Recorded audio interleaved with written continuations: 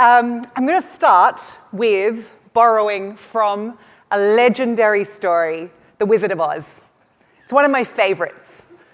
So today's presentation is going to be brought to you by this awesome tale of magic, and it's going to have all the storytelling goodness that you deserve. There is a hero, you. There's a quest to work magic. There's a daunting AI-shaped future ahead. There are there are a couple of big traps, obstacles, so you are going to have to beware. But because this is also a hero's journey, there are going to be lessons and there is resolution so that you can wield these awesome tools with extraordinary expertise, with humanity, in service of marketing mastery. All right, let's begin. So, AI is not the Yellow Brick Road journey. It is not the Emerald City destination, and it's certainly not the friends that you meet along the way. AI is the whirlwind, right? It's this extraordinary whirlwind that is whipping our world, our lives, our work, transforming to new places. And we face some pretty extreme forces along the way. From inertia, fast-moving tech, legacy infrastructure, ethics, there are so many questions that we are asking ourselves about this whirlwind. But it's not our first rodeo. In fact, it is our fifth big generational shift. This one is a very big one. And I stand before you now as your wise old sage that has lived and failed and survived through all five. And every generational shift brings new bellwether companies. And Uber is a bellwether company born out of the mobile era. Every generational shift also creates extreme commoditization threats and disruption. And this is business life. In order to survive and thrive through each of these shifts, which so many of these extraordinary, iconic companies and brands have done, look at Amazon, Netflix, so many have had to adapt and disrupt. And so this event is all about dare to change. These times call for brave heroes. They call for smart risk-taking. They call for leaders who are really willing to disrupt themselves, dive into the unknown. And it can be an extraordinary time in your career. All right, so we're here today to talk about marketing and media. And marketing, of course, also goes through pretty radical disruption in each of these shifts. In the internet era, you borrowed your audience from Google. In the mobile era, you wanted to be the first app to tap and to download, so that you had that stickiness on the mobile device.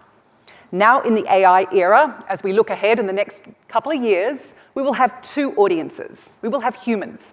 Humans who we know very well, humans who are moved and driven by the wonderful illogic irrationality of fame and feels. Emotion, trust, irrationality. And then we have agents, extreme data, logic, rational. It's a very different set of audiences. And so our jobs just got more interesting. So when you're faced with this future ahead, pretty much everyone in marketing and media today has a personal OKR that looks something like this. Get good at AI, right? And when you have new technology, it's tempting to think that success is adoption, that the means becomes the end. But there's a catch. These are very powerful tools which aid our marketing efforts, but there are traps. So let me explain. A marketer's job is to work magic. We know our consumers better than they know themselves. We wield the extraordinary magical powers of fame and feels in order to elicit new feelings, in order to move people, to take an action, to establish in memory structures, to drive enduring behavior change, and to create outsized, extraordinary growth for our businesses. So our magic takes marketing mastery. That is our goal. And the world tells us that the only way that we can achieve this goal today is to be an AI expert. And there's surely something in that, because AI solves problems of productivity and problems of imagination with eye-watering potential. So let's dive in, okay? We'll start with problems of productivity. And what I mean by this is solving for dollars and time saved, output produced.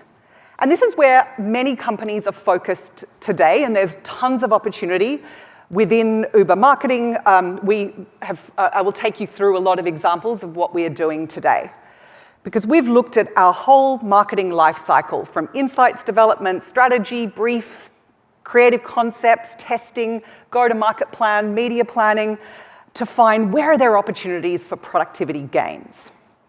For instance, when we look at, okay, can we democratize insights, something that may not have been available to all briefs or all markets.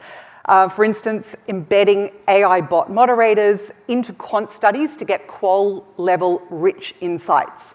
So that helps us find, for instance, the why behind why people don't want to trial online grocery delivery. Or does a particular pun translate well in another language and resonate? Or does our target audience resonate with Ryan Gosling? Turns out we did not need an AI bot moderator to confirm that. Then there's productivity gains that can be created with the creative production process. So the top one is how we're working in our Latin American teams. So we tend to scope and create a pretty realistic version of our ad in AI. We test it, we iterate, we optimize before then filming the final one, which is at the bottom. We also have brought in quick, easy ways to test. For instance, using a product like Neurons here, which uses ML technology, which has been trained on eye tracking and on brain tracking scans from traditional ad tests, and then we apply that. It is modeled, it is simulated, we apply that to our spots. It's not as good as the real thing, but it gives us some data. And these will only get better. Now, as a media audience, you've been using AI for a long time. We're more intentional now about really identifying where AI tools or AI planning among publishers or among our agencies' planning tools, and having more systematic way that we are piloting these. For instance, a product like Meta Advantage Plus, which uses AI to reach and identify new audiences, auto-bid on those audiences, and we were testing that across different campaigns in different markets. It worked really well, and so we scale it. And so we do that across a lot of different instances of AI tools. And then if you bring it all together, how can we actually just have AI-first campaigns? These are markets in EMEA, in Europe, that wouldn't normally have had access to marketing, but we're able to create end-to-end marketing programs using digital, out-of-home, using actually AI-generated food, which for the first time looks really good. It is definitely labeled, generated by AI, so we make that clear. But we were able to deliver a lot of content in a very cost-effective and fast way. That's productivity.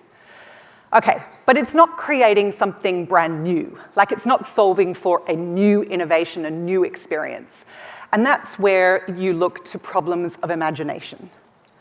Now, here, Uber is a marketplace. We have lots of constituents, including 1,500 merchants, for instance, restaurant partners in our ecosystem. And so how can we give them AI tools so that they can market their services better?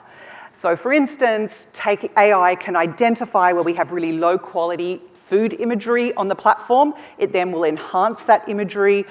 Same photo, but better plating, better lighting, looks more appetizing, more likely to be selected.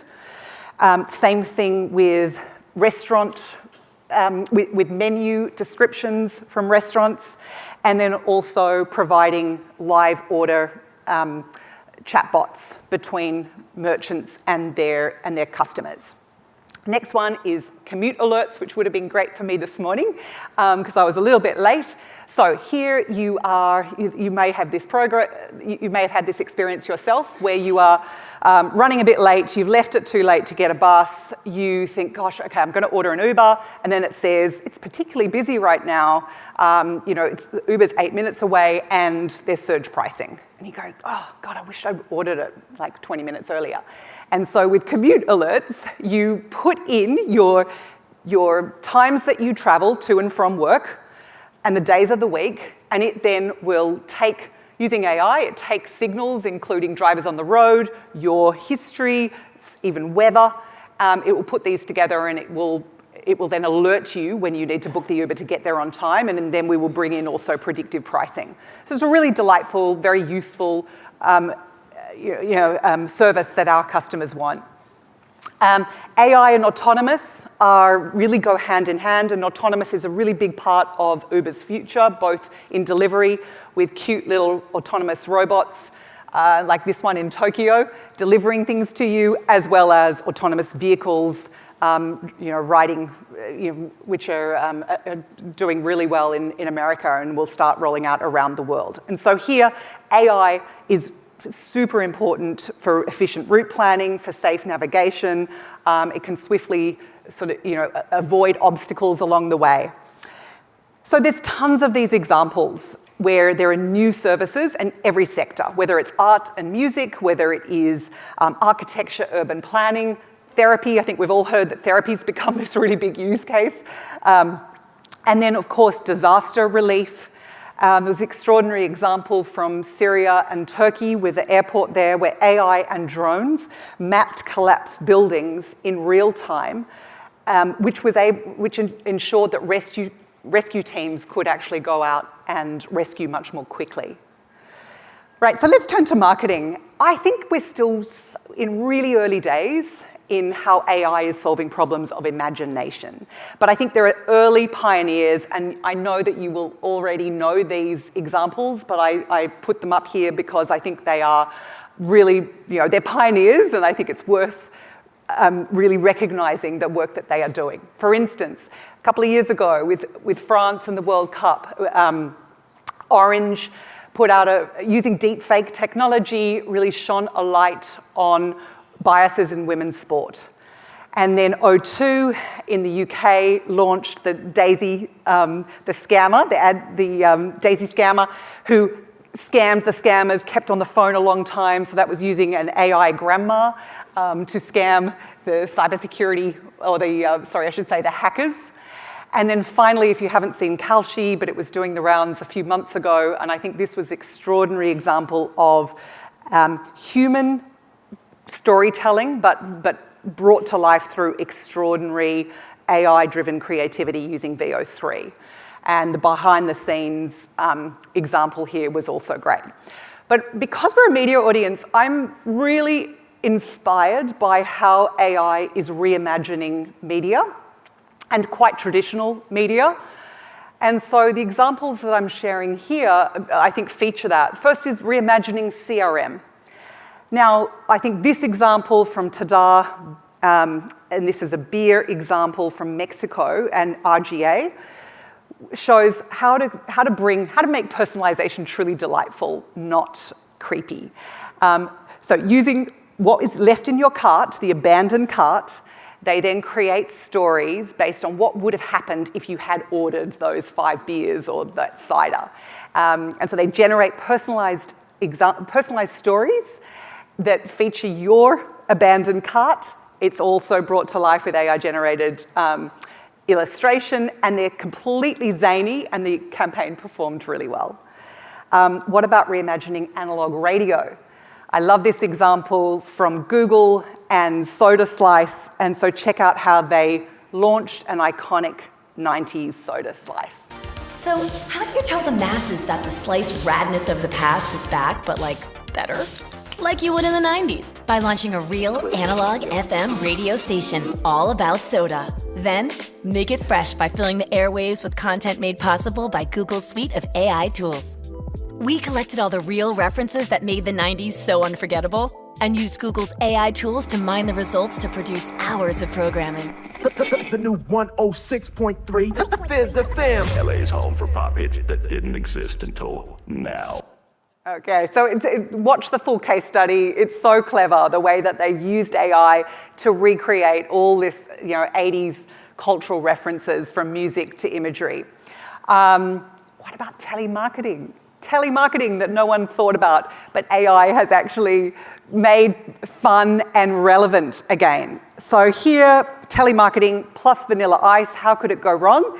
So DB Buries and Special New Zealand created this really fun AI campaign where it was trained on Vanilla Ice's voice, and you got a personalized message to answer a very important problem. Here we go. Yo, it's your boy Vanilla Ice. You may remember me from such hits like Ice Ice Baby, or from when I introduced myself about 3 seconds ago. Did you know that in New Zealand, millions of beers explode in freezers every year because people forget about them? It's a problem. But yo, I'll solve it. Introducing Export Ultra's cold callback service. Hey, this your homeboy. Yeah, I'm reminding you at home, boy or girl, because the ice doesn't discriminate, to go get your beer out of the freezer. Simply put your beers in the freezer, text Ice Ice to 423, then 34 minutes later, I'll call you back. Hey, you need to check yourself before your beers wreck themselves. Anytime, Check, check. Check on your beer. anywhere, Boom, that's the sound of your beer. If you don't take it out right now. all summer long. Oh, so good. Okay, so super impressive. It shows that we are just at the start, and this imagination is going to keep on ballooning. It's going to be extraordinary. And I think media plays a really vital role. So it's no doubt about it, AI solves these extraordinary problems of productivity and imagination.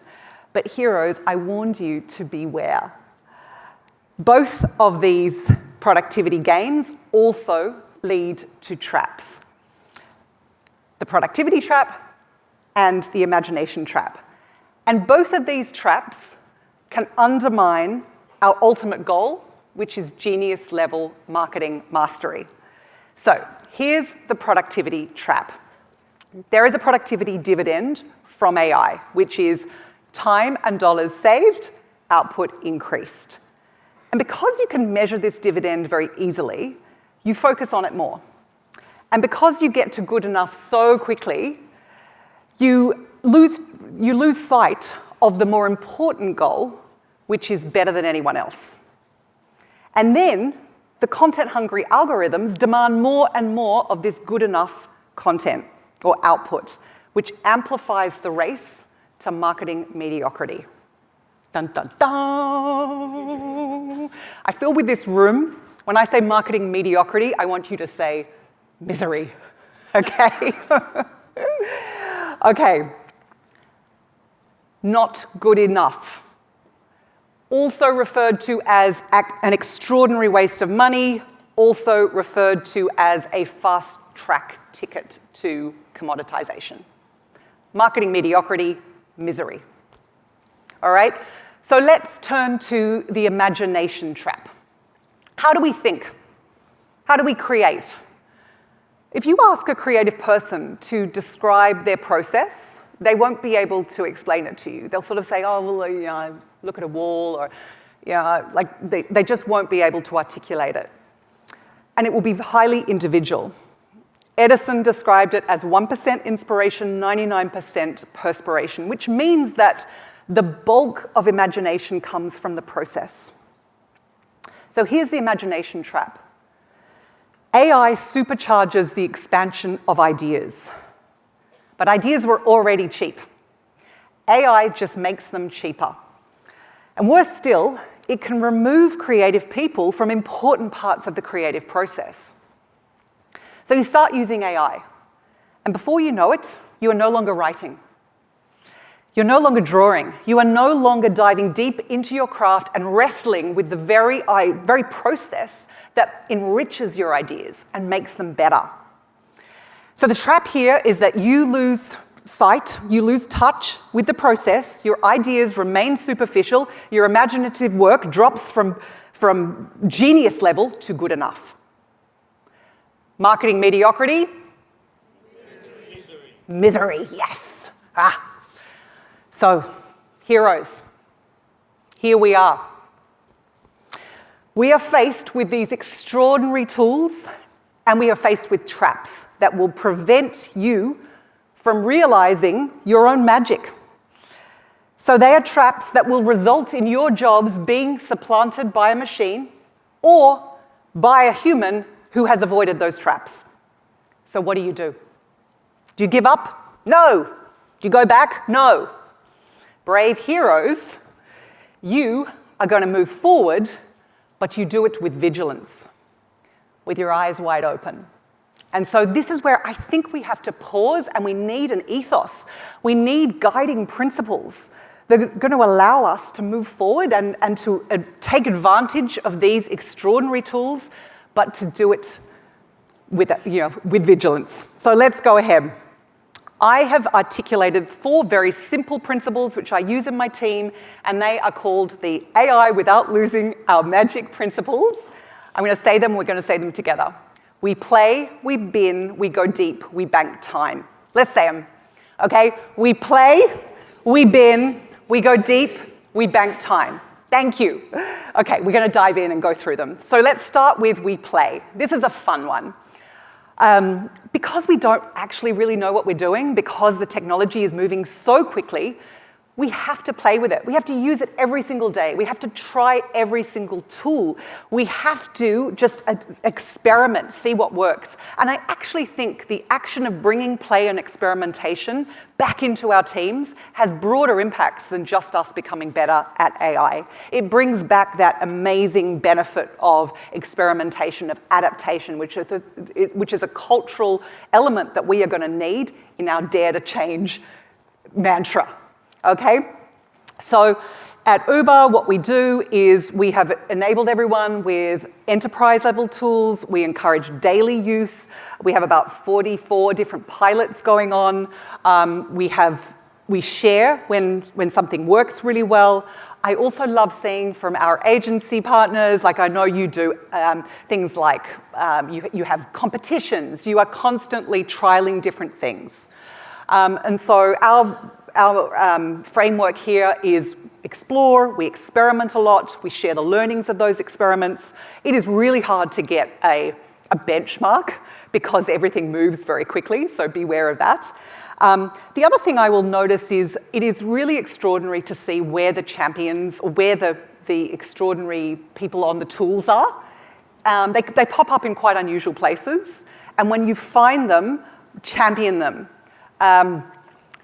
I'm speaking to a media crowd here. You are on the tools. You are already deeply technical. Be one of those indispensable, awesome people that has played with it and knows it so well. And so, what do we ask of you? Play with us and experiment with us, and on our own campaigns. Set up, a learning agenda together.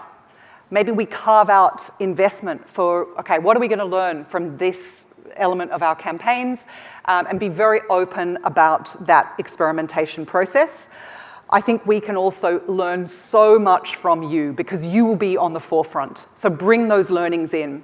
Maybe it's something you do weekly. You say, okay, we're going to give you some snackable content every week. Here's something that we've tried on your campaigns. We're packaging it up for you so that you can share it out as a learning program within your own teams.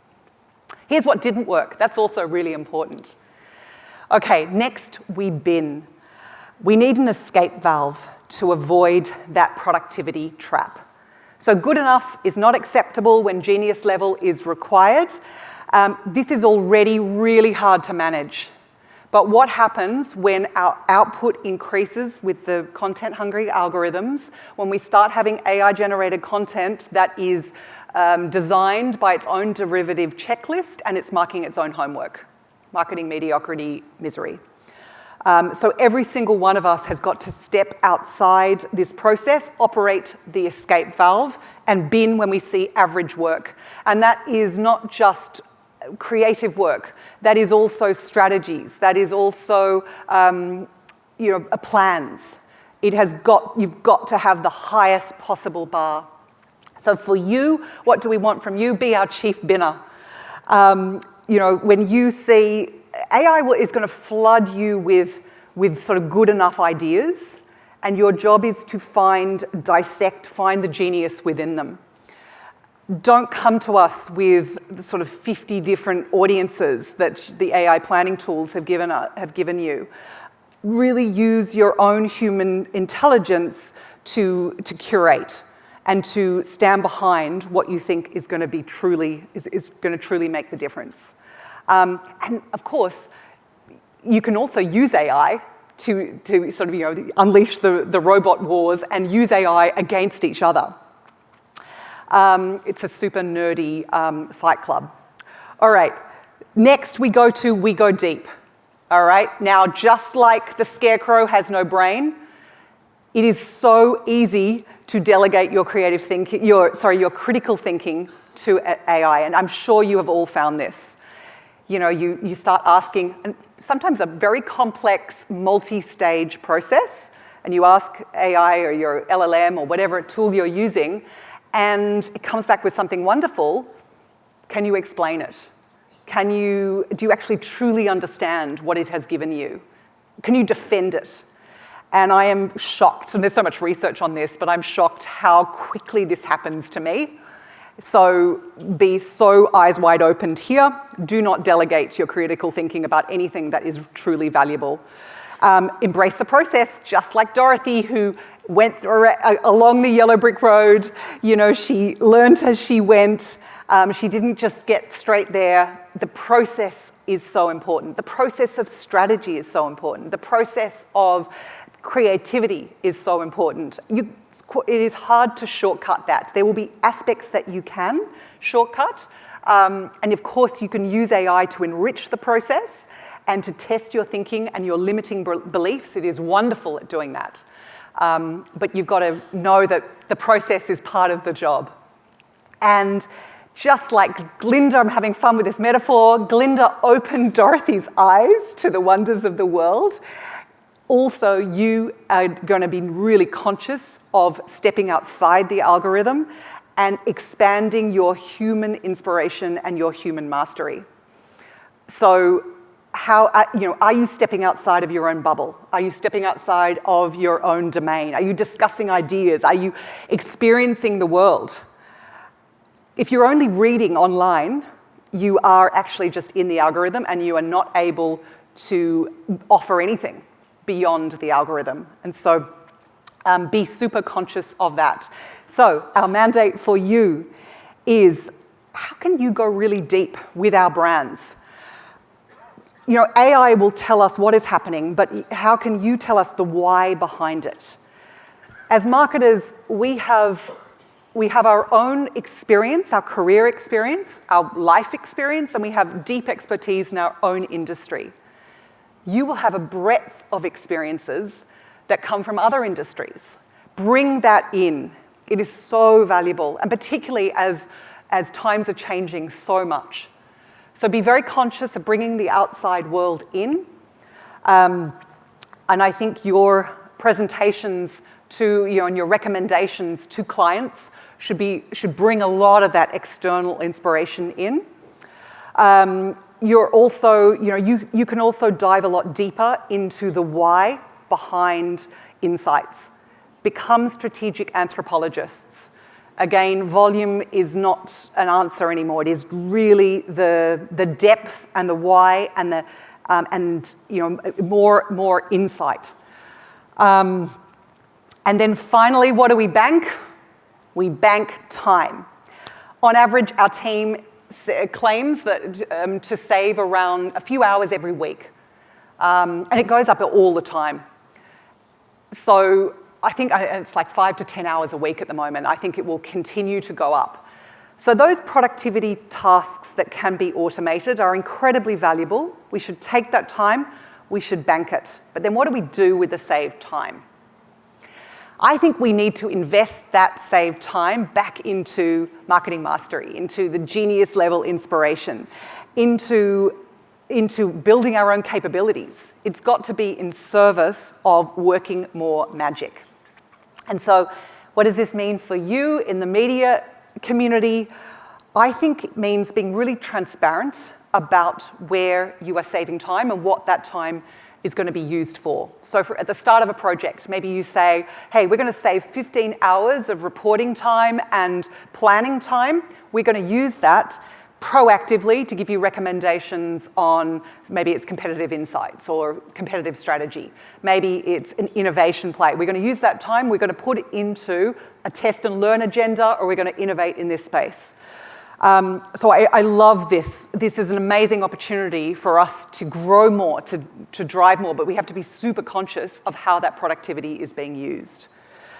So we have a huge mandate.